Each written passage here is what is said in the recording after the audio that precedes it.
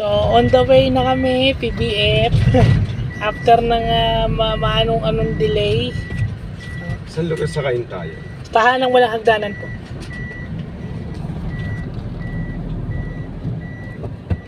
So, Sinis mo, yung inis mo. opo. Tahanang walang hagdanan po mismo. Kasi malaki kayinta. Oo.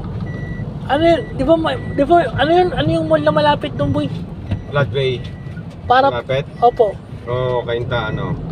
Ano ba yung Kainta proper ba yan? Uniwide ba yun? Uniwide? Ha? Oo. So, yun.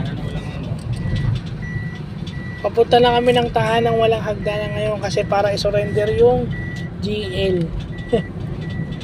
Sana hindi kami ma-traffic. So, yun lang. So, surrender na namin yung mga GL bago mapasok.